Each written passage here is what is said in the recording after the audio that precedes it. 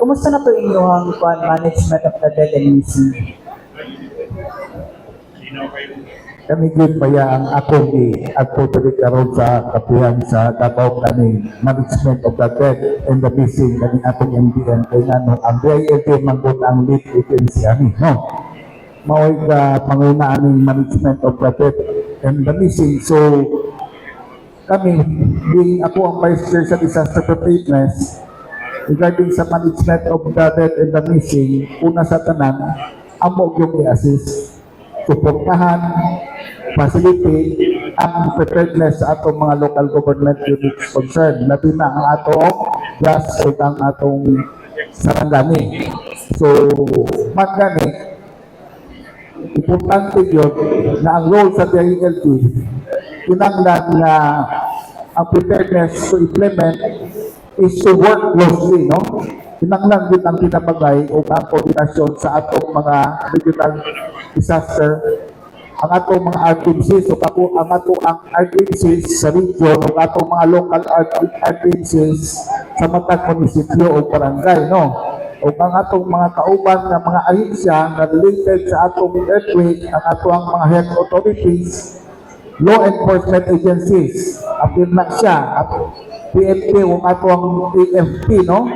Ug uba pang mga stakeholders aron masiguro na ang atong MDM protocols are followed while preserving the dignity of affected individuals in supporting their families. Kaya ano, inang natagaan po nato importansya ng taon na ang atong mga nangamatay regarding sa atong human injuries mag-iani karon ang ato ang nature maning sitwasyon ang atong linog na mahatakan o pigilan o respeto bisan pa manggali ka namatay na sila na atong mahatag sa ilang pamilya ang sitwasyon na inana na patagaan po nato importansya ang nangamatay nato.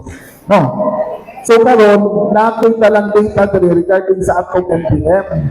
Akong ipaypado sa tanan na ang summary sa among MDM report sa DILG sa province sa Davao Occidental, ang namatay is siyam. Ang namatay, ang namatay as of wala may nakabutangan na K3 pero base ko namatay June 8 o June 9 na naitabo, no? Ang namatay sa Davao Occidental siyam, ang sa Davao del Sur ay atwa isa, no? Ang missing mo'y daghan-daghan na to, 23 sa buok ang atong missing, no? Unya ang atong mga verified na atong na-verified yun nga nangamatay na yun sila again na pulo usuna ko sa Davao Occidental siyam, Davao del Sur usa. For verification purposes 23 sila, no? So kana siya. So sa pagkakaroon ongoing ang atong efforts ito sa MDM. Tuloy na to ka municipal local government operations officers nagkasuporta karon dito sa atong mga probinsya o atong mga munisipyo ka mga LGUs na magkatapang coordinate sa atong missing of the dead na to ang MDM na to na tinatawag. Sir, unsa pa usually ginabuhatan ng MDM, sir? Unsa pa proseso po ani sa pagtabang nato sa atong mga atong mga families na involved sa mga death and missing?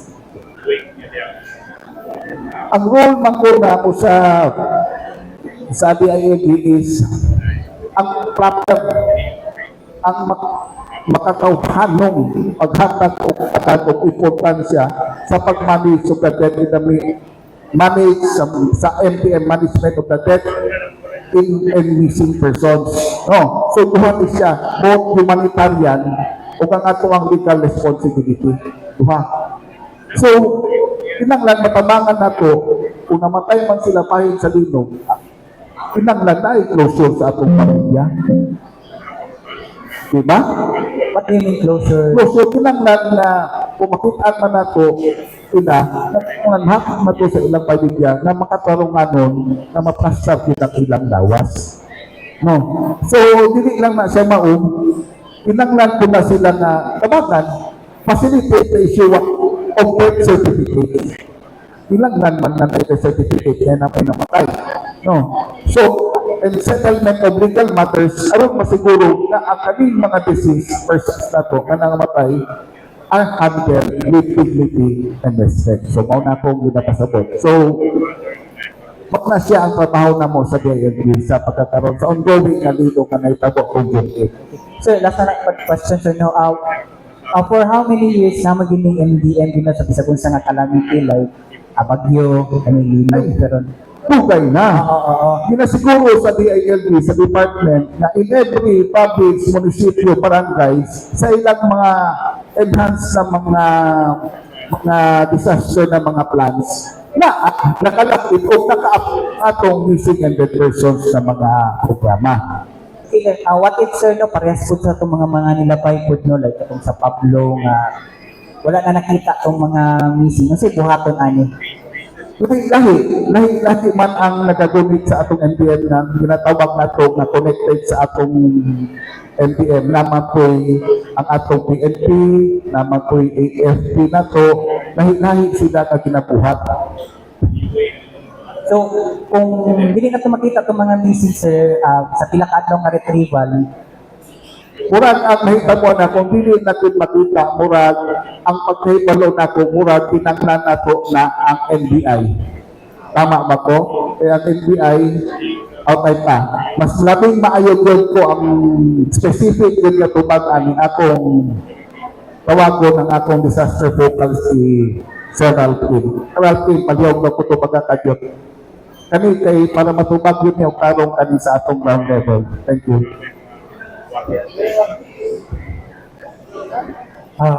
Good morning, no? Isang nila sa MDM, which is ang DILG ang lead convener na to.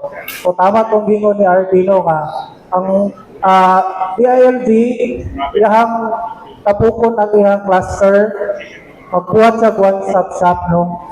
Kapag receiving sa kwan. Naman ko na sa missing o the dead o ang dead. So katong missing i-report ka sa kauban ng DSWD or MSWDO. Then, katong missing ko, pangitaon ko siya sa SRR. Then, aside na, at imanon po sa DILG, sa MDM team, ang family, ang bereaved families, no? Dili lang kay pasagkahan na sila until such time makita ang katong mga na-missing na mga tao. So, kung dili man makita, ang LGU na sa pre-identify na temporary burial site. So, dito na sila kung dili ma-identify dahil. So, part po na po kay, labi na ng mga landslide, labi na mga 3 days na or mga more than, so, medyo dili na kayo, isip na i-identify ang kuan. So, muna siyang, ito nga management of the dead, part niya ang disaster victim identification, which is isa sa cluster member si NBI. So, si NBI ang mag-conduct of post-mortem, no? Para ma-identify, i-interview tong bereaved family, katong family, i-interview kung sa mga features, kung sa mga kuan na para ma-identify ang katong cadaver. And pag ma-identify na, mahatagan na dignified burial and ma-turn over na sa family. And aside from that, with the LGU, mahatagan na kanang right documents, so, mga death certificates, and other mga kanang mga hinabang. So, muna siya ang atong kuan. So, katong question na, sa ito yung question sa katong sa dili makita ba to?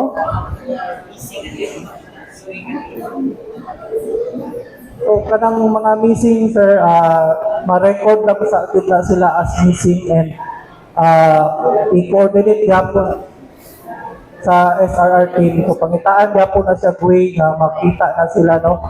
Dili man na mundang ang atong local government unless ma-exhaust na yun nato atong mga resources, and other than that is kanang safety concerns sa ato ang mga rescue team. So, mo na po yung mga pinaka-importante, sir.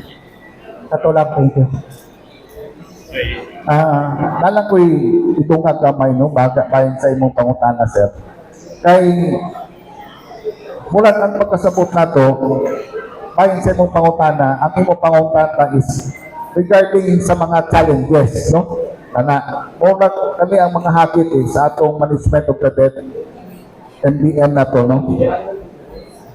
Kami magun atong role sa NBM ang role, there are a lot of challenges also involved, no?